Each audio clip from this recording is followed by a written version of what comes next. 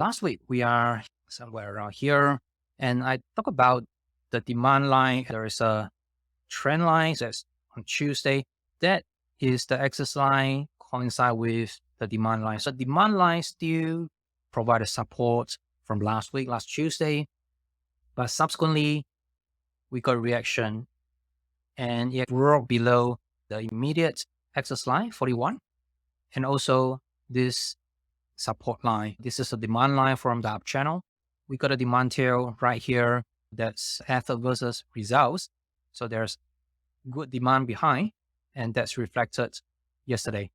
But since we see that with these two bar, the bearish reaction, and at the moment, it's going to have more testing ahead until we see that supply is going to decrease and there will be choppy session. So coming back to have a test, going up, it needs to settle itself. That will be a change of character out from this uptrend. We need to see how this structure will unfold, whether it's a lower low or whether it will just consolidate within this low and high. Time will tell. Today, and for another probably 1 hour and 10 minutes, we got a CPI, and subsequently the US session will determine the bar for tonight. And if we look at the hourly chart, at the moment is testing the downtrend line. We got a downtrend line right here. Let me draw this. Although we have a breakout a few hours, 5 o'clock my time here, but as we know, the event is coming out in another 1 hour for the CPI. We need to see whether it will cause a failure. If it fails, how would it fail? Whether it would just go down, break down, and then going down to have a test for 4100 as an axis line?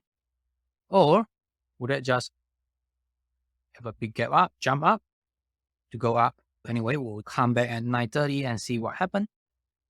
And so far, because of the volatility and also the slight increase of the volume, I still expect that it's going to come down here to have a test, whether it's a higher low or lower low, that will determine for the next direction.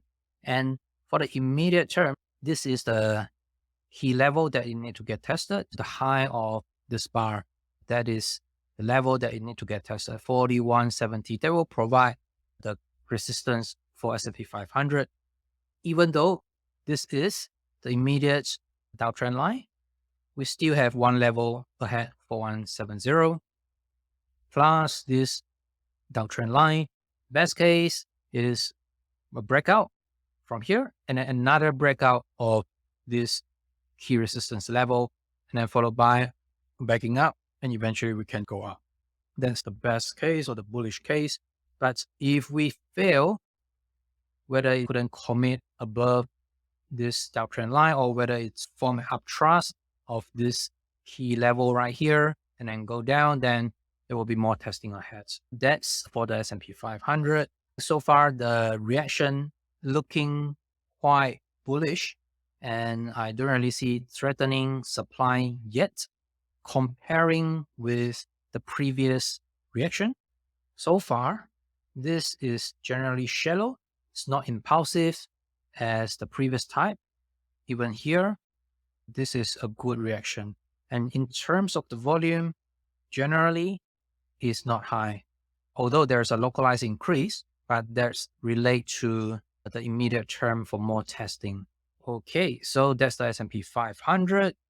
Let me quickly go through the other chart. For the NQ, the NASDAQ, so far is looking great, because if you look at the reaction sort of come back to test 1/2 or the breakout bar right here. That is not too bad and is stronger than S&P. And similar to the Russell, if we take Russell, this is also the breakdown bar, but there's a different bar. It's still supported right here. It's testing the breakdown bar, but this is the immediate bar that Russell needs to overcome. Hopefully you can do something like this and then break out, go up for the bullish case. At the moment, they all looks constructive based on the price action. But of course, the CPI later is also the important event that we want to take a look, and also the close of today. If you want to catch my latest videos, click on the subscribe button and the bell right now so that you get instant notification once I upload my latest video. If you want to check out my online courses, go to tradeprecise.com to find out how to profit consistently from any market without using complex indicator or understanding any financial statement, no matter you are trading or investing.